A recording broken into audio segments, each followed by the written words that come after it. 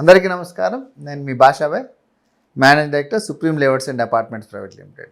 ప్రత్యేకంగా హైదరాబాద్ సిటీ సరౌండింగ్స్లో ఎకరాల్లో ల్యాండ్ ఉన్నోళ్ళు, సో ఎప్పుడూ యాన్సిస్టల్ ప్రాపర్టీస్ ఉన్నోళ్ళు ఒక చిన్న డౌట్స్ చిన్న దీంట్లోకి వెళ్ళిపోతున్నారు. అసలు మనం ఈ ల్యాండ్ని అంటే మీకు ఇప్పుడు ప్రజెంట్ ఉన్న లొకేషన్లో మణికొండ, పుప్పాలగూడ లొకేషన్లో ల్యాండ్స్ ఉన్నాయి. తర్వాత కోకాపేట నుంచి శంకరపల్లి వెళ్ళే మధ్యలో R1 జోన్స్లో కానివ్వండి, తర్వాత మోకిలా కానివ్వండి, కొల్లూరు, వెలిమల, తెల్లాపూరు, ఉస్మాన్ నగరు, ఇలా పటాన్ చెరువు కానివ్వండి, ఇటువైపు రుద్రారం కానివ్వండి, అంటే Hyderabad city surroundings outer ring road లోపల ఖాళీగా ఉన్న ల్యాండ్స్ కానివ్వండి, ఔటర్ రింగ్ రోడ్ మధ్య తర్వాత ఉన్నటువంటి ల్యాండ్స్ కానివ్వండి, ఈ ఉన్న పరిస్థితుల్లో ఎలా ఉందంటే కొంత స్తబ్దత ఏర్పడింది. అంటే ఆ ల్యాండ్స్ పెద్ద పెద్ద ఉన్నాయన్నమాట. అవి ఎకరాలు, 5 ఎకరాలు, 3 ఎకరాలు, 10 ఎకరాలు ఇట్లా ఉన్నాయి. కొన్నిటికి దారులు ఉండవు కానీ ల్యాండ్ ఉంటుంది అనమాట. కొన్నిటి మాస్టర్ ప్లాన్లో సగం సగం పోయి ఉంటాయి. ఇట్లని ఏం చేయాలి, అసలు వీటిని ఏం చేసుకుంటే మనకు మంచిది, అసలు ఏ విధంగా వీటిని మనం సేల్ చేసుకోవాలి, ఇప్పుడున్న పరిస్థితుల్లో వైట్ బ్లాక్ ఏంటి పరిస్థితి. అప్పుడు ఆ రోజుల్లో ఏముంది, మామూలుగా 2000 అంటే 84, 85, 80స్లో బాగా ల్యాండ్స్ కొన్నారు. హైదరాబాద్ సరౌండింగ్, హైదరాబాద్ ఎంత ఉండేది అప్పుడు మహా అయితే అప్పుడు 85లో అమీర్పేట వరకు, ఇటువైపు అమీర్పేట వరకు ఏ సిటీ ఉండేదన్నమాట. ఇటువైపు చూస్తే అత్తాపూరు ఇంకా మెహదీపట్నం వరకు సిటీ ఉండేది. ఇంక ఇదంతా ఇప్పుడు మణికొండ అనగానే దూరం ఉండేదన్నమాట. 85, 80స్లో మణికొండలో కూడా ఎకరం 6 లక్షలు, 7 లక్షలు దొరికేది. సో ఇట్లా పటాన్చేరు వెళ్ళాలంటే అసలు మామూలుగా అమీర్పేట నుంచి కుక్కట్పల్లి హౌసింగ్ బోర్డులో మామూలుగా ఆ రోజుల్లో 80s, 90స్లో హౌసులు కట్టిన తర్వాత హౌసుల్లో ఉండాలంటే భయం వేసేది. ఆ డోర్స్ అన్నీ పీక్కొని పోయాలన్నమాట. అట్లున్న పరిస్థితుల్లో ఎక్కువ ల్యాండ్స్ ఉన్నారు. కుక్కట్పల్లి కానివ్వండి, కొండాపూరు, మాదాపూరు, అవన్నీ కూడా వరి పొలాలు ఉండేవి అనమాట. మామూలు ల్యాండ్ పండించేవాళ్ళు. సో ఇట్లాంటి ల్యాండ్స్ ఇప్పుడు అపార్ట్మెంట్లకి డెవలప్మెంట్ ఇచ్చుకోవటం, లేఅవుట్లకి వేసుకోవటం చేశారు. ఇప్పుడు అదేవిధంగా ఈ సరౌండింగ్స్లో ఇప్పుడున్న పరిస్థితుల్లో మంచిర్యాల కానివ్వండి, కిస్మత్పూర్ కానివ్వండి, అటువైపు వస్తే కడతాలు, ఇటువైపు వస్తే మనకు ఓల్డ్ సిటీ దాటిన తర్వాత తుక్కుగూడ కానివ్వండి, అటువైపు శంషాబాద్ వైపు కానివ్వండి, కొంత పెద్ద పెద్ద ల్యాండ్స్ ఉన్నాయి. ల్యాండ్ లాట్స్కి ఆంధ్ర నుంచి వచ్చిన వాళ్ళు కానివ్వండి, తెలంగాణ నుంచి వచ్చిన వాళ్ళు కానివ్వండి, అక్కడక్కడ 5 ఎకరాలు, 10 ఎకరాలు కొనుక్కున్నా అన్నారు. ఇప్పుడున్న పరిస్థితులు ఏంటంటే అమ్ముదామంటే ఇప్పుడు సేల్ అవ్వట్లేదు. ఎందుకంటే లాస్ట్ ఇయర్ 100 కోట్ల ఎకరం పోయి 60 కోట్ల ఎకరం పోయేసరికి ఇప్పుడు వాళ్ళు కూడా అదే రేట్లో ఆశిస్తున్నారు కానీ సేల్ రావట్లేదు. ఇప్పుడు కొనేవాళ్ళు రావట్లేదు. ఎందుకంటే ఇప్పుడు 100 కోట్లు, 70 కోట్ల ఎకరం పోయింది నియోపోలిస్లో అంటే అది దానికి ఉన్న ఆప్షన్ వేరు. అది హిల్ మీద ఉంది. 100 అడుగులు, 150 అడుగుల రోడ్లు దానికి ఫామ్ చేశారు. లేఅవుట్ లాగా ఒక 12, 13 ప్లాట్లు చేసి సత్వా కానివ్వండి, మైహోమ్ కానివ్వండి, తర్వాత ఏపీఆర్ కానివ్వండి, తర్వాత మా రాజ్ పుష్ప కానివ్వండి, ఇలాంటి కంపెనీస్ 6 ఎకరాలు, 7 ఎకరాలు ఒక్కొక్క ప్లాట్లా చేసి అది ప్రత్యేకమైనట్టు లేఅవుట్ కాబట్టి 100 కోట్లు, 60 కోట్లు పోయినాయి. ఆ పరిస్థితులు వేరు. ఇప్పుడు వాళ్ళు కొన్నోళ్ళు కూడా ఎందుకు అంత రేటు పెట్టుకున్నాము, ఇప్పుడు దాన్ని పాకెట్ రీచ్ అవ్వాలి కదా కస్టమర్కు. పాకెట్ దాంట్లో ఎన్ని ఫ్లోర్లు కట్టి, ఎంత సేఫ్టీ కడితే ఎంత వస్తుంది, ల్యాండ్ కాస్ట్ ఎంత, కన్స్ట్రక్షన్ కాస్ట్ ఎంత, ఇన్వెస్ట్మెంట్కి పెట్టిన డబ్బులకి రిటర్న్స్ ఏమొస్తాయి, ఇదే భయంలో ఉంటారనమాట. సో సరౌండింగ్స్లో ఉన్నటువంటి ల్యాండ్స్ని ప్రత్యేకంగా, అంటే నేను రియల్ ఎస్టేట్లో 15 ఇయర్స్ నుంచి నా ఎక్స్పీరియన్స్ చెప్తున్నా. ఉన్న ల్యాండ్ అంటే ఇప్పుడు కుటుంబాలు కూడా పెద్దవి అవుతూ ఉంటాయి, పిల్లలు పెద్దవాళ్ళు అవుతూ ఉంటారు. ల్యాండ్లు అలా పెట్టుకుని కూర్చుంటే అట్లనే ఉండటం అవుతాయి. డెవలప్మెంట్కి ఇచ్చుకున్నట్టయితే హై రేజ్ బిల్డింగ్స్ కానివ్వండి, లేకపోతే విల్లా ప్రాజెక్టులు కానీ డెవలప్మెంట్కి ఇచ్చిన మీ ల్యాండ్ మీకే ఉంటుంది, ల్యాండ్ డెవలప్ అవుతుంది. అలా ల్యాండ్ అలా పెట్టుకోకుండా మీరు డెవలప్మెంట్ కానీ ఇవ్వగలిగితే, సో బిల్డర్ ఒక బిల్డర్ ఏదో ఒక రేషియోకి మీకు, ఎందుకంటే రెంటల్లో మీరు 1 ఎకరం ల్యాండ్ ఉంది, ఒక 2 ఎకరాల ల్యాండ్ ఉందంటే అది డెవలప్మెంట్కి ఇచ్చుకుంటే అది 5 ఫ్లోర్స్ అయితే ఈరోజు సిటీ బాగా లోపల ఉందంటే 50-50 ఇస్తున్నారు. కొంచెం బయట ఉందంటే 45, 55 రేషియోలు ఇస్తున్నారు. కొంచెం బయట ఉందంటే 60-40 అలాంటి రేషియోలు ఇస్తున్నారు. ఎంత ల్యాండ్ అయినా మీరు ఇచ్చుకోవచ్చు. ఎందుకంటే ల్యాండ్ అలా ఖాళీ పెట్టిందంటే ఇంకా దానికి ఏ రోజు ఏ లిటిగేషన్ వస్తుందో తెలియదు, ఎవరు ఆక్యుపై చేస్తారో తెలియదు. కొంత హైదరాబాద్లో కొంచెం లిటిగేషన్ ల్యాండ్స్ ఎక్కువ అవడానికి కారణం ఏంటంటే పెద్ద సర్వే నెంబర్లు ఉంటాయన్నమాట. టీపాన్స్లో కూడా ఇప్పుడు మామూలుగా ఆంధ్రాలో ఎలా ఉంటుందంటే ఒక 10 సెంట్లకి 15 సెంట్లు కూడా మీకు ఒక పార్ట్ ఉంటుంది సర్వే నెంబర్లో.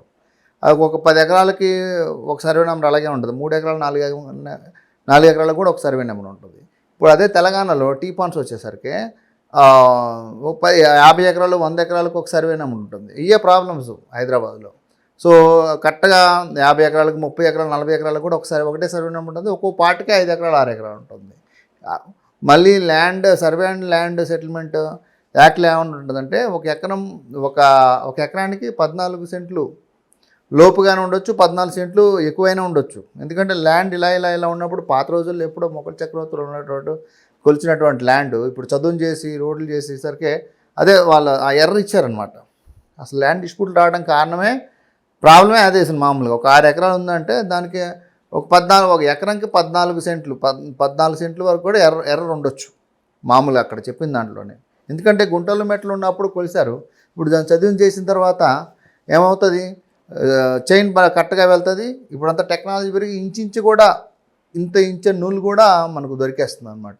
పాత రోజులు ఏముంది, చైన్స్తో కొలిసేవాళ్ళు కాబట్టి ఇలా అప్పులు డౌన్లు అట్లా దాని మీద అట్లా ఉండి ఎర్ర వచ్చేదనమాట. ఒక ఎకరం అంటే ఎకరం 14 సెంట్లు ఉండొచ్చు, లేదు ఎకరం 86 సెంట్లు ఉండొచ్చు.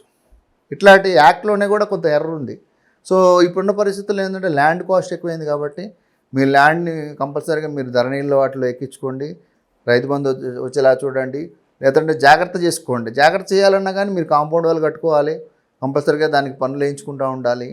ఇవన్నీ ఎందుకు అనుకుంటే ఏదో బిల్డర్కి మంచి బిల్డర్ చూసుకొని డెవలప్మెంట్కి ఇచ్చుకోవాలి.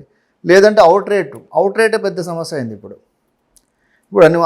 ఇంతకుముందు ఏంటంటే ఎకరం 10 లక్షలు మహా అయితే 20 లక్షలు ఉండేది. ఇప్పుడు కోట్లకు వెళ్ళిపోవడం వల్ల ఏంటంటే అన్ని కోట్లు ఎవరి దగ్గర ఉంటాయి, ఇంతకుముందు ఏంటంటే ల్యాండ్ కాస్ట్ తక్కువ ఉండేది. ఎప్పుడో ఒక 5 లక్షలు పెడితే ఒక 5 ఎకరాలు వచ్చేది.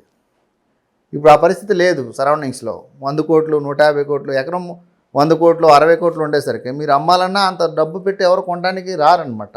డెవలపరే వచ్చి కొనాలి. ఆ లొకేషన్ కూడా బిల్డింగ్లు కట్టడానికి అనుగుణంగా ఉంటే వాళ్ళు కూడా వస్తారు, లేకపోతే వాళ్ళు కూడా రారు. ఇంకో చాలా ల్యాండ్స్ రోడ్స్ ఉండవు. కంపల్సరీగా మీకు ఎందుకంటే తాతల తండ్రులు సంపాదించిన ఆస్తులు ఉంటాయి, లేదు మీరే చిన్న వయసులో కొనుక్కున్నటువంటి ప్రాపర్టీస్ ఉంటాయి. కాబట్టి కొంత ఇప్పుడు మనం ₹1,00,000 కొన్నది ఇవాళ రోజున 10 కోట్లు అయింది ఎకరము. కొంచెం కాంప్రమైజ్ అయ్యి ఇక కట్టే బిల్డర్ కూడా కొంత డబ్బులు మిగలాలి. వాళ్ళు కూడా రాత్రి పగలు 2-3 సంవత్సరాలు కష్టపడతారు, వాళ్ళకు కూడా రూపాయి మిగలాలి. వాళ్ళకు కూడా 10 మంది బతికే కంపెనీలు ఉంటాయి కాబట్టి వాళ్ళు కూడా రూపాయి వచ్చేలాగా మీరు కూడా ఆలోచించి, ఆ రోజుల్లో 10 లక్షలకో 5 లక్షలకో 3 లక్షలకు ఎకరం కొని ఉంటారు.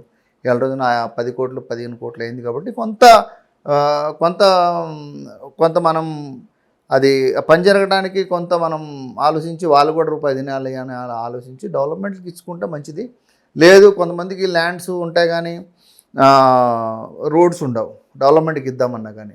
అదే పక్కన ఏదైనా ల్యాండ్ కొంటాం కానీ, లేదు మా ల్యాండ్ ఉంది పక్కన ల్యాండ్ కొంటే డెవలపర్ని తెచ్చుకోవడము, పక్కన ల్యాండ్ కొనండి మేము డెవలప్మెంట్కి ఇస్తాము, ఇట్లాంటి ఐడియా అయినా చేయండి. ప్రస్తుతం ఉన్న పరిస్థితుల్లో మనిషి జీవన కాలం 70 నుంచి 80 సంవత్సరాల మధ్యలో ఉంది కాబట్టి కంపల్సరీగా కొంత ఎంజాయ్ చేయడానికైనా డబ్బు కావాలి. కాబట్టి రెంటల్ ప్రాపర్టీ కొంత ల్యాండ్ అమ్మి రెంటల్ ప్రాపర్టీ కొనుక్కుంటే రెంట్లు వస్తే దాని మీద కొంచెం హ్యాపీగా బతకొచ్చు. సో సిటీ సరౌండింగ్స్లో చాలా వరకు ల్యాండ్స్ ఎక్కువ ఉన్న వాళ్ళు అలా పెట్టుకుని ఉంటున్నారు. దయచేసి అలా పెట్టుకుని ఉండకుండా కొంత డెవలప్మెంట్లు వాటికి ఇవ్వగలిగితే సిటీ డెవలప్ అవుతుంది. అంటే దూరంగా వెళ్ళవసరం లేకుండా ఉంటుంది. సో మా ల్యాండ్కి మీరు డెవలప్మెంట్ ఇచ్చుకుంటే మంచిదని చెప్పేది ఏముందని కొంతమందికి అనొచ్చు. కానీ కొంత ఏమవుతుందంటే మీకు సెక్యూరిటీ ఉండాలి కదా. సరౌండింగ్స్లో అన్ని కన్స్ట్రక్షన్ వచ్చిన తర్వాత మీ దానికి దారి లేకపోతే ఇక్కడ మాస్టర్ ప్లాన్లో రోడ్లు టచ్ అవ్వకపోతే అలా ఉండిపోతాయి అన్నమాట. సో కంపల్సరీగా వీలున్నంత వరకు డెవలప్మెంట్ కూర్చొని ట్రై చేయండి. లేదంటే అంత పెద్ద రేట్లు కొనాలంటే ఇంకా మీ దానికి 100 ఫీట్ రోడ్ ఉండాలి, షేప్ బాగుండాలి. ఇంకా మీరు చెప్పే రేటుకి బిల్డర్ ఇచ్చే రేటుకి కొంచెం బాగుందంటే అట్లా కూడా కొనే పార్టీస్ వస్తాయి. సో కాస్ట్లీ ఉన్న ల్యాండ్స్ ఎంత తొందరగా మనం రూపాయి చేసుకుంటే మంచిదో అనేది మనం ఆలోచించుకొని ఆ విధంగా చేస్తే బాగుంటుందని నేను ఒక చిన్న సలహా ఇస్తున్నాను. అది జస్ట్ నా వైపు నుంచి వచ్చేది. అంటే చాలామంది మా ల్యాండ్స్ అక్కడ ఉన్నాయి ఇక్కడ ఉన్నాయి, ధరణి ప్రాబ్లం ఉంది, తర్వాత TM33లో ఆగింది, సర్వే నెంబర్లు ఇలాగా ధరణి వచ్చిన తర్వాత ప్రాబ్లమ్స్ వచ్చినాయి, లేకపోతే ఎండోమెంట్ ల్యాండ్ పక్కన ఉంది మా దాన్ని కూడా దాంట్లోకి వేశారు, లేకపోతే వక్ బోర్డ్ ల్యాండ్ పక్కన ఉంది దాంట్లో మా దాంట్లో వేసారు అంటే ఈ ఎర్రర్స్ అన్నీ ఉన్నాయి. కాస్ట్లీ ల్యాండ్స్ కూడా ఇలాంటి ప్రాబ్లమ్స్ ఉన్నాయి. ఒక పెద్ద ల్యాండ్ ఉంటుంది, దాని పక్కన ఒక 10 ఎకరాల మన ల్యాండ్ ఉంటుంది, ఒక 50 ఎకరాల గవర్నమెంట్ ల్యాండ్ ఉంటుంది, లేకపోతే ఒక పక్కన 10 ఎకరాల మంది ఉంటుంది, ఒక 20 ఎకరాల గవర్నమెంట్ ఎండోమెంట్ ఉంటుంది, లేకపోతే మనది ఒక 20 ఎకరాలు ఉంటుంది, పక్కన ఒక 50 ఎకరాలు ఇలాంటి ల్యాండ్స్ ఉంటాయి అన్నమాట. వక్ బోర్డ్ ల్యాండ్స్ కానీ, ఎండోమెంట్ ల్యాండ్స్ కానీ, గవర్నమెంట్ ల్యాండ్స్ కానీ, ఇలాంటి ల్యాండ్స్ ఉన్న దగ్గర ఏముందంటే అయితే చెప్పాను కదా నేను, పెద్ద పెద్ద సర్వే నెంబర్లు అయితే ఓవర్లాప్ అవుతాయి, కరెక్ట్గా ఫిక్స్ చేయరు. అది ఎప్పటికైనా అదే సమస్య. చివరికి వచ్చేసరికి ఆప్షన్స్ ఉన్నాయి చూడండి. ఇక్కడ ఇప్పుడున్న ధరణికి వచ్చినట్టు ప్రాబ్లం ఏంటంటే, ఏదన్నా పక్క సర్వే నెంబరు ఒక 50 ఎకరాలు ఉన్న ఒక సర్వే నెంబర్ ఉందనుకోండి, ఆ సర్వే నెంబర్లో ఎవరు కేసులు వేసుకొని మినిమం పార్టీషన్ షూట్ వేసుకున్నా కానీ సర్వే నెంబర్ మొత్తం బ్లాక్ అవుతుంది. 50 ఎకరాలు రిజిస్ట్రేషన్ ప్రొహిబిషన్లో పెట్టాల్సిన పరిస్థితి ఉంది. సో అలా ప్రొహిబిషన్లో పడిపోతే మళ్ళీ మీరు తీయాలంటే దాన్ని మీరు తీయాలి అంటే కంపల్సరీగా సీసీఎల్ఏకి వెళ్ళి దాన్ని అప్లికే చేసుకోవాలి. ఏదైనా ల్యాండ్ ప్రాబ్లం వచ్చిందంటే సీసీఎల్ఏకి వెళ్ళాలి. కొన్ని చిన్న చిన్న ల్యాండ్స్ అయితే, చిన్న చిన్న రూరల్ ల్యాండ్స్ అయితే కంపల్సరీగా మనం ఎంఆర్ హౌస్లోనో కలెక్టర్ ఆఫీస్లో సెటిల్ అవుతాయి. 50 లక్షలకు పైన ఉన్నటువంటి ల్యాండ్స్ ఏదైనా కానీ వాళ్ళు చాలా జాగ్రత్తగా గవర్నమెంట్ సీసీఎల్ఏ ఐఏఎస్ అనే ఈ స్థాయిలో మనం సెటిల్మెంట్ చేయాల్సి వస్తుంది. అలాంటప్పుడు మన ల్యాండ్ కోసం మనం తిరగాలంటే కాళ్ళు అరిగిపోతాయి. ఎందుకంటే సీసీఎల్లోకి వెళ్ళి ఒక ల్యాండ్ బయటికి రావాలంటే ఇక్కడ విఆర్ఓ దగ్గర నుంచి, ఎంఆర్ఓ దగ్గర నుంచి, కలెక్టర్ ఆఫీస్ నుంచి మళ్ళీ సీసీఎల్ అంటే 1 సంవత్సరం 6 నెలలు పని ప్రొసీజర్ వెళ్ళిపోతూ ఉంటుంది అనమాట. సో ఇలాంటి సమస్యలు ఏమి కూడా రాకుండా ఉండాలంటే కొంచెం మనం కూడా కొంత ముందు ఆలోచనతో చూసుకొని ఏ ప్రాబ్లం లేనప్పుడే దాన్ని రూపాయి కొన్నప్పుడు 10 రూపాయలు వచ్చినప్పుడు దాన్ని 10 రూపాయలు చేసుకొని బయటకు వచ్చి ఇంకా వేరే దగ్గర కొనుక్కోవడం అనేది మంచిది. సో ఇట్లాంటి చాలా అడుగుతున్నారు కాబట్టి నేను మీకు చాలామంది ఫోన్ చేసి ఇట్లా ఉంటుంది, మేము ఏం చేయాలి అనేది. అంటే కొంత క్యాపిటల్ గెయిన్ ప్రాబ్లం కూడా ఉంటుంది. రెసిడెన్షియల్లో ఉన్న ల్యాండ్ అమ్మి రెసిడెన్షియల్ ల్యాండ్లో కొంటే క్యాపిటల్ గెయిన్స్ కూడా ఉండవు, అట్లయినా చేసుకోవచ్చు. సో ఏదైనా లిటిగేషన్లో పడకుండా హ్యాపీగా ఉన్నప్పుడే డెవలప్మెంట్కి ఇచ్చుకోవడం అనేది మంచిది. అదే అవుట్ రేటే రావాలంటే రాదు. ఎందుకంటే 10 కోట్లు 20 కోట్లు పెట్టి ఏ డెవలపర్, ఏ రియల్ ఎస్టేట్ కంపెనీకి ఉంటుంది? 100 కోట్లు 200 కోట్లు ఉన్న కంపెనీలు వాళ్ళు 200 కోట్లు ఉంటే మన ల్యాండ్ ఎందుకు కొని మట్టి పూసుకుంటారు? 100 కోట్లు 200 కోట్లు ఉన్న కంపెనీసు మన ల్యాండ్ కొని మన దాంట్లో మట్టి పూసుకొని మన దాంట్లో సిమెంట్ ఎందుకు పూసుకుంటారు? సో అందుకోసం ఏంటంటే ల్యాండ్ రేట్లు పెరిగినాయి. కాబట్టి ఇంతకుముందు ఏముండేది, ఎకరం 5 లక్షలు 10 లక్షలు ఉండేది, ఒక 10 కోట్లు పెట్టి ఒక 50 ఎకరాలు అట్లా వచ్చేది. దాన్ని బట్టి రియల్ ఎస్టేట్ కంపెనీస్ అలా రన్ అయ్యాయి. ఇప్పుడు ఎక్కడ సరౌండింగ్స్లో ఎక్కడ చూసుకున్నా కానీ హైదరాబాద్ అవుటర్ రింగ్ రోడ్ నుంచి ఒక 5-10 కిలోమీటర్స్ డిస్టెన్స్లో ఎక్కడ చూసినా కానీ 2 కోట్లు 3 కోట్లు ఉంటుంది. సో 10 ఎకరాలు కొనాలంటే 30 కోట్లు అవుతుంది. 30 కోట్లు పెట్టుకొని ఇంకొక 7-8 కోట్లు డెవలప్ చేసి 30-35 కోట్లు పెట్టి లేఅవుట్ వేస్తే ఎంత లాభం వస్తుంది రావాలి? 10 కోట్ల లాభం, మినిమం 10 కోట్ల లాభం రావాలి. 30% వేసుకున్నాయి, అంత లాభం వస్తుందా అంటే రాదు. సో అందుకనే ఇప్పుడు ప్రజెంట్ ల్యాండ్స్ అన్నీ ల్యాండ్స్ పొంటమే ఆగిపోయింది. ఎందుకంటే కస్టమర్ పాకెట్ రీచ్ అవ్వట్లేదు. అదే రియల్ ఎస్టేట్ కంపెనీ ఎవరైతే ఉన్నారో ఆ మేనేజింగ్ డైరెక్టర్ దగ్గర కూడా అంత డబ్బు లేదు, ల్యాండ్స్ పొంటమే ఆగిపోయింది. సో వీలున్నంత వరకు డెవలప్మెంట్ దీంట్లో వెళ్ళండి. బిల్డర్స్ కూడా మంచి బిల్డర్స్ ఉన్నారు. సో ఇలాంటి మంచి కంపెనీస్ ఉన్నాయి. బెంగళూరు నుంచి హైదరాబాద్ వచ్చిన కంపెనీలు ఉన్నాయి, కలకత్తా నుంచి వచ్చి హైదరాబాద్ వచ్చిన కంపెనీస్ ఉన్నాయి, ఢిల్లీ నుంచి వచ్చిన కంపెనీస్ ఉన్నాయి, లోకల్ కంపెనీస్ కూడా మంచి కంపెనీస్ ఉన్నాయి. డెవలపర్స్ అపార్ట్మెంట్ కట్టడానికి కానీ, విల్లాస్ కట్టడానికి కానీ, ఫామ్ హౌస్ చేయడానికి కానీ ఇలాంటివి ఉన్నాయి. సో సిటీలో ఉన్న ల్యాండ్స్ కానీ, అవుటర్ రింగ్ రోడ్ కొంచెం అటు ఇటు దగ్గరగా ఉన్న ల్యాండ్స్ కానీ అవుట్ రేట్లు అయితే నాకు తెలిసి ఇప్పుడున్న ప్రైజెస్లో ఇక్కడ అలాగే లాస్ట్ 5 yearsలోనే 5 times పెరిగిపోయాయి అనమాట. దానివల్ల ఏంటంటే ఒక్కసారిగా ల్యాండ్స్ అంటే మేము కొనగలమనే రియల్ ఎస్టేట్ కంపెనీస్ మేము కొనగలమని అదే భయం వేస్తుంది, కస్టమర్ కూడా అదే భయం వేస్తుంది. సో డెవలప్మెంట్ రేట్స్లో వెళ్తే హ్యాపీగా ఉంటుంది. పెద్ద ల్యాండ్స్ కూడా ఈ ధరణి ఇలాంటి గవర్నమెంట్ చేంజెస్ చాలా వస్తుంటాయి మామూలుగా. ఇలాంటప్పుడు మాస్టర్ ప్లాన్ రోడ్లు ఫామ్ చేయడం కానివ్వండి, లేకపోతే ఇంకేదన్నా గవర్నమెంట్ రోడ్లు చేంజ్ చేయడం కానీ, ఇలాంటి వాటిలో పడకముందే మనం మన ల్యాండ్ని చేసుకోవడం అనేది మంచిది. సో దయచేసి మనం అసలు ఇన్వెస్ట్మెంట్ చేసేదే తినక ల్యాండ్స్ కొనుక్కునేదే వయసులో ఉన్నప్పుడు సంపాదించుకున్న సంపాదనతో కొంచెం ఏజ్ వచ్చిన తర్వాత హ్యాపీగా ఉండాలనే కదా మనం ల్యాండ్ కొనుక్కోవడం, ఇన్వెస్ట్మెంట్ చేసుకోవడం. సో అదే ఆప్షన్తో ఉన్నాం కాబట్టి పిల్లలకి కూడా వాళ్ళు ఎక్కడెక్కడో ఉద్యోగాల మీద అమెరికాలో అటు ఇటు వెళ్తుంటారు కాబట్టి వాళ్ళకు కూడా వాళ్ళు ఈ ల్యాండ్లు వచ్చేసి పక్కన ల్యాండ్లు అనగానే పక్కన వాళ్ళు ఇల్లు దున్నేస్తుంటారు మామూలుగా. సరిగా మనం ఫెన్సింగ్ పోల్ అయిపోయినా, కాంపౌండ్ వాళ్ళు అయిపోయినా మామూలు వదిలేస్తే ఇలా వచ్చేస్తుంటారు. సో ఒక ప్రైమ్ ల్యాండ్స్ అంటే ఇంకా వాటి మీద చాలా ఎక్కువ కన్ను ఉంటుంది. సో జాగ్రత్తగా ఒక లేఅవుట్కో లేకపోతే విల్లా ప్రాజెక్ట్కో అపార్ట్మెంట్కో డెవలప్మెంట్కి ఇచ్చుకుంటే చక్కగా హ్యాపీగా ఉంటుంది. వాళ్ళ షేర్ వాళ్ళు అమ్ముకుంటారు, మీ షేర్ మీరు రెంట్కి ఇచ్చుకోవచ్చు. అట్లా హ్యాపీగా మీరు బతకొచ్చు అనమాట. సో సిటీ సరౌండింగ్స్లో ఉన్నటువంటి లేఅవుట్లు చాలా ల్యాండ్ ఓనర్స్ చాలా జాగ్రత్తగా తెలివిగా ఆలోచించండి. ఆ రోజుల్లో మీరు తెలివిగా ఆలోచన చేసి సిటీ దగ్గర కొనుక్కున్నారు కాబట్టి అప్పుడు లక్షది ఇప్పుడు 10 కోట్లు అయింది.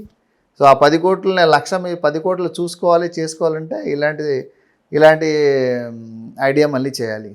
సో కొన్ని ల్యాండ్స్ అయితే ధరణి ప్రాబ్లంలో పడిపోయినాయి, కొన్ని ల్యాండ్స్ ఇంకా ఏ ప్రాబ్లమ్స్లో పడిపోయినాయి. సో ల్యాండ్ ఇష్యూస్లో కూడా కొంచెం నేను ఎక్స్పర్ట్నే కాబట్టి మేము లేఅవుట్లు వేసాము, అపార్ట్మెంట్లు కట్టాము. సో నేను కూడా ఎక్స్పర్ట్ని కాబట్టి ఇలాంటి ఇష్యూస్ ఏమైనా ఉన్నా కానీ సలహా సూచన కోసం నాకు కాల్ చేయొచ్చు. నేను అంటే ల్యాండ్స్ ఇప్పుడు ఒక్కో దానికి ఒక డిసీజ్ ఉంటుంది. ఇప్పుడు కొంత ల్యాండ్ ఆక్రమిస్తారు, కొంత ల్యాండ్ ఏమో సర్వే నెంబర్లు కొంచెం ఓవర్లాప్స్ అవుతూ ఉంటాయి. మన డాక్యుమెంట్లో నుంచి ఆ రోజుల్లో డాక్యుమెంట్ రైటర్లు హద్దులు కూడా వేసేవాళ్ళు కాదు మామూలుగా. ఇప్పుడు మనం ఇంకా బౌండరీస్ చేసుకుంటున్నాము. ఈస్ట్ వాళ్ళు ఉన్నారు, వెస్ట్ వాళ్ళు ఉన్నారు, సౌత్ ఇల్లు ఉన్నారని ఇట్లా తీసుకుంటున్నాం. మనం ఒక 10 సంవత్సరాల కొంచెం అవగాహన వచ్చింది. రియల్ ఎస్టేట్లో చాలా ఇది జరుగుతుంది, మనం జాగ్రత్తగా. ఇంతకుముందు అసలు ఏం లేదు, కనీసం టీపాన్ కూడా ఇప్పుడు మనం టీపాన్ పెట్టుకుంటున్నాం వెనక. ఇంతకుముందు రోజుల్లో అలాంటి టీపాన్లు కూడా లేవు. సో ఇంకొకళ్ళు చాలామంది ల్యాండ్ అయితే కొనుక్కుంటున్నారు కానీ ఎంఆర్ ఆఫీస్కి వెళ్ళి రెవెన్యూ డిపార్ట్మెంట్ వేరు, రిజిస్ట్రేషన్ డిపార్ట్మెంట్ వేరు. చాలామందికి అది ఒకటి తెలియకుండా మీరు ల్యాండ్ కొనుక్కుంటున్నారు, డాక్యుమెంట్ పట్టుకొని ఏ అమెరికాలోనో లేకపోతే ఏ ఆస్ట్రేలియాలో సెటిల్ అవుతున్నారు. మీరు ఓన్లీ రిజిస్ట్రేషన్ ఆఫీస్లో ల్యాండ్ రిజిస్ట్రేషన్ చేస్తే అవ్వదు. దాన్ని తీసుకెళ్ళి మన ఎంఆర్ ఆఫీస్కి వెళ్ళి మ్యూటేషన్ చేసుకొని పాస్బుక్ తెచ్చుకోవాల్సిందే. మీకు ల్యాండ్ రిజిస్ట్రేషన్ అయిందంటే ల్యాండ్ ఒకటే రిజిస్ట్రేషన్ అవుతుంది, మళ్ళీ పేర్లు వాళ్ళవే ఉంటాయి రెవెన్యూ ఎంఆర్ ఆఫీస్లో, ఎవరు మీ కమ్యూనిటీలో ఉంటాయి. అట్లా కాకుండా మీరు అంటే ఇప్పుడు కొత్తగా ధరణిలో అదే కొత్త మార్పు వచ్చింది. ధరణిలో ఏంటంటే ఇప్పుడు రిజిస్ట్రేషన్ ఆఫీస్లో రిజిస్ట్రేషన్ అయితే మీకు వెంటనే పాస్బుక్లు వచ్చేస్తున్నాయి. ఇంతకుముందు అట్లా ఉండేది కదా. ధరణి రాకముందు మీరు రిజిస్ట్రేషన్ ఆఫీస్లో రిజిస్ట్రేషన్ చేసుకోవాలి, మళ్ళీ ఎంఆర్ ఆఫీస్కి వెళ్ళి ఈ డాక్యుమెంట్ సర్వే నెంబర్లో నా పేరు ఎక్కించిందని అక్కడ ఎక్కించుకోవాలి. అట్లా ఎక్కించుకునే వాళ్ళు కూడా చాలామంది ఉన్నారు. ఇప్పుడు అదే ధరణిలో పాత ఓనర్ల పేరు మీద ధరణి పడుతుంది. మీరు మళ్ళీ మ్యూటేషన్ చేసుకోవాలంటే ఆ ల్యాండ్ కట్టుకుంటేనే ఎక్కుతుంది, లేదు అంటే మళ్ళీ సీసీఎల్ఏ.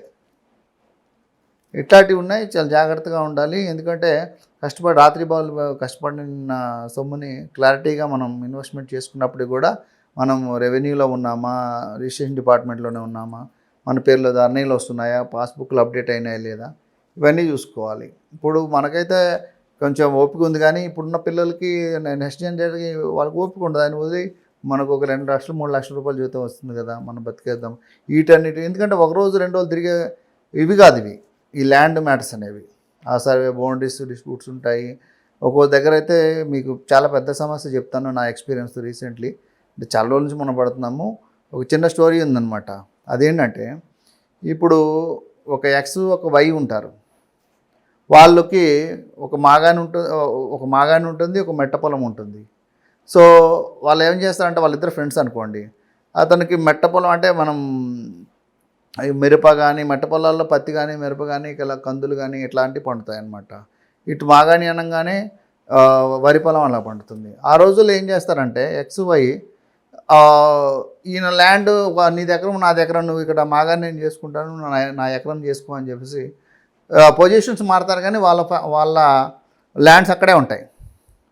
పొజిషన్ అయితే మారుతారు, అది ఎకరము ఇది ఎకరమే. ఈయన ఈ ఎకరం దీంట్లో ఈ వరి పొలం చేసుకుంటాడు, ఆయన ఆ మెట్ట పొలం చేసుకుంటాడు. చివరికి ఏమైంది, పిల్లలు పుడతారు. పిల్లలకు కూడా ఏం తెలుసు అది మన పొలం ఇది వీళ్ళ పొలం వల్ల కన్ఫర్మ్ అయిపోతారు. ఎందుకంటే ఇది ఎకరము అది ఎకరం. ఒక 20-30 ఇయర్స్ అయిన తర్వాత ఏమవుతుంది అంటే పిల్లలకు కూడా ఏం తెలుస్తుంది, అది మాదే ల్యాండ్, ఇది వీళ్ళదే ల్యాండ్, అలాగా కంటిన్యూ అయిపోతుంది. ఎప్పుడైతే అమ్మారో అమ్మినప్పుడు కూడా ఇదే ల్యాండ్ అమ్ముతాడు ఆయన. లేదు మా తాతగారు అది మార్చాడు కాబట్టి ఆ ల్యాండ్ అక్కడ ఉంది, ఈ ల్యాండ్ ఇక్కడ అంటే వాళ్ళ పిల్లలేమో అది కన్ఫర్మ్ అయిపోతారు, వీళ్ళ పిల్లలేమో ఇది కన్ఫర్మ్ అయిపోతారు. అమ్మడం కూడా అక్కడ డాక్యుమెంట్ అదే సర్వే నెంబర్ ఏమో ఇక్కడ అమ్ముతాడు, ఈయనేమో అక్కడ అమ్ముతాడు. చివరికి అప్రూవల్కి వెళ్ళేటప్పుడు ల్యాండ్ రియల్ ఎస్టేట్ అప్పుడు వచ్చినప్పటికీ లేఅవుట్ వేయాలన్నా, లేకపోతే అపార్ట్మెంట్ కట్టాలన్నా, లేకపోతే మాలాంటి ఎక్స్పర్ట్ ఆ ల్యాండ్ కొనాలంటే చూస్తే ఈ సర్వే నెంబర్ ల్యాండ్ ఎక్కడ చూపిస్తాడు, సర్వే నెంబర్ ఏమో అక్కడ చూపిస్తుంది. ఇలాంటి ప్రాబ్లమ్స్ కూడా మేము చూసాం, రకరకాల ప్రాబ్లమ్స్ అనమాట. ల్యాండ్ ఏమో ఎకరం ఇక్కడ ఇది మా ల్యాండ్ అంటాడు, కానీ ఈ సర్వే నెంబర్ అక్కడ ఉంటుంది. ఎట్లా జరిగిందంటే లాంగ్ బ్యాక్ 30 ఇయర్స్ బ్యాక్ వీళ్ళిద్దరు పెద్దోళ్ళు చేసుకున్నటువంటి ఒప్పందాలు ఇట్లా. వాళ్ళు మామూలు పొజిషన్స్ మారారు కానీ సర్వే నెంబర్లు మారవు కదా. ఇక్కడ ల్యాండ్ కొనాలి, ఇక్కడ చూపిస్తారు, అక్కడ సర్వే నెంబర్ ఉంటుంది. ఇట్లాంటి సమస్యలు కూడా చాలా ఉంటాయి అన్నమాట. సో ఇంకోటి, పాత రోజుల్లో 2-3 అన్నదమ్ములు మామూలుగా సెటిల్మెంట్ డీడ్లు ఉండేవి కాదు.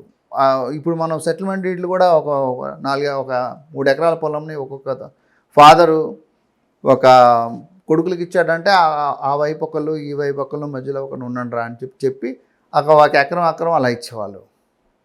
సో ఆ పార్ట్స్ ఏంటి ఇవేంటి, ఆ 3 ఎకరాలు 2 సర్వే నెంబర్లు ఉందనుకోండి, ఆ సర్వే నెంబర్ ఎక్కడ, ఈ సర్వే నెంబర్ ఎక్కడ ఉంటుంది.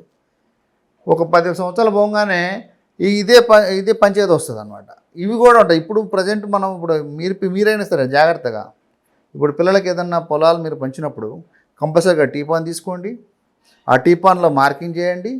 మీరు మళ్ళీ ఏదైతే settlement deed, family settlement deed చేసినా కానీ, వీల్నామా రాసినా కానీ కంపల్సరీగా మీరు కరెక్ట్గా టీపాన్, మీరు 2 సర్వే నెంబర్లో ల్యాండ్ ఇచ్చారు అంటే 2 సర్వే నెంబర్లో కంబైన్డ్ స్కెచ్ చేయించండి.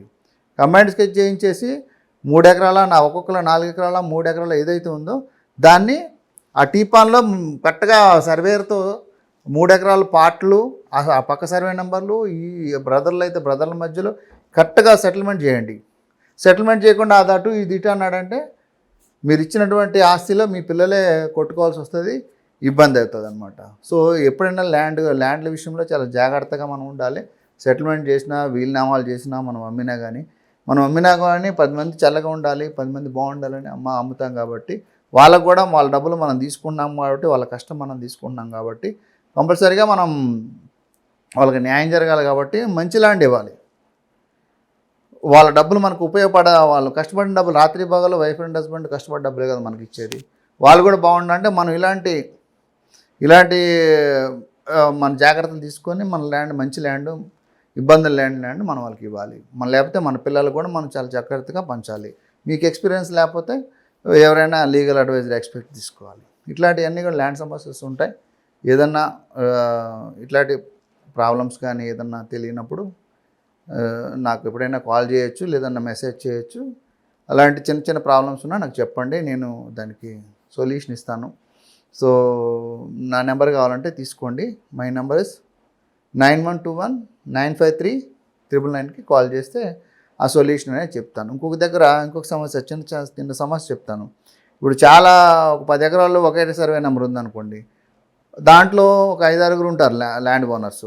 వాళ్ళ ల్యాండ్స్ ఇప్పుడు సిటీ సరౌండింగ్స్లో ఏముంది, రైల్వే డిపార్ట్మెంట్స్ కానీ, నేవీ కానీ, ఎయిర్ ఫోర్స్ కానీ వీళ్ళందరూ ల్యాండ్ కొనేసి ఎక్కడికో వెళ్ళిపోతుంటారు. ఒక 10 సంవత్సరాలు ముంబైకో లేకపోతే కొచ్చిన్కో ఆయన ట్రాన్స్ఫర్ అయ్యాడు అనుకోండి, ఎప్పుడన్నా పెళ్ళికి వీటికి వెళ్ళి ఈయన ఇంటి కాడ చూసుకోవడం అవుతుంది. కానీ ల్యాండ్కి వచ్చేసి నా ల్యాండ్ ఎంతమంది దున్నేస్తారు, ఏమీ చూడలేరు ఆయన. సో పక్కన వాళ్ళందరూ డెవలప్ చేసుకుంటాడు, ఈయన ఒక మూలన ఒక ఎకరంకి 1/2 ఎకరం ఏదో మిగులుతుంది. అదేంటంటే ఇదే ఉందంటారు, ఈ పార్టీకి లేఅవుట్లు ఏవే వేసి ఉంటారు. అప్పుడు మీరు ఎలా పట్టుకుంటారు? ఇట్లాంటి సమస్యలు కూడా చాలా ఉన్నాయి. సో దయచేసి ల్యాండ్ ల్యాండ్ ఉంది అని చెప్పేసి ధైర్యమేలే, కానీ జాగ్రత్తగా ఉందా లేదా అనేది చూసుకోవడం కూడా మన బాధ్యత. అది ఇప్పుడు ఇంతకుముందు రోజు శిస్తులు ఉండేవి. ఎన్టీ రామారావు గారు వచ్చిన తర్వాత శిస్తులు కూడా తీశాడు. అంటే శిస్తుల్లో ఉన్నప్పుడు ఏంటంటే కొంచెం దానికి ఇలాంటి నీదే, నేను ఇది శిస్తు కట్టా అనేది ఉండేది. శిస్తులు తీసేసిన తర్వాత అసలు ల్యాండ్ ఉందా లేదా, శిస్తులు కట్టాలా లేదా, ఇవన్నీ ప్రాబ్లమ్స్ వచ్చాయి అన్నమాట. సో ఇప్పుడు మళ్ళీ ధరణి పడుతుంది కాబట్టి కొంత ధరణి, ఇప్పుడు మనం రైతు బంధు ఇలాంటి పథకాలు వచ్చి రైతు బంధు పడుతున్నాయి కాబట్టి కొంత లీగల్గా అదే ల్యాండ్కి ఆయనకు పడుతుంది. ఇలాంటి క్లారిటీస్ ఉన్నాయి. సో ల్యాండ్ కూడా చాలా జాగ్రత్తగా ఎంతో మీరు డబ్బులు కష్టంతో కొనుక్కున్నారు. మీరు కొనుక్కునేటప్పుడు చూసుకొని కొనండి. అమ్మేటప్పుడు కూడా చాలా జాగ్రత్తగా అమ్మాలని. ఏదైనా సలహాలు సూచన కావాలంటే నా నెంబర్ నేను ఇచ్చాను కాబట్టి ఆ నెంబర్కి కాల్ చేయండి. మళ్ళీ ఒకసారి చెప్తున్నాను, మై నెంబర్ ఈస్ 9121953993 కాల్ చేయండి. Thank you very much.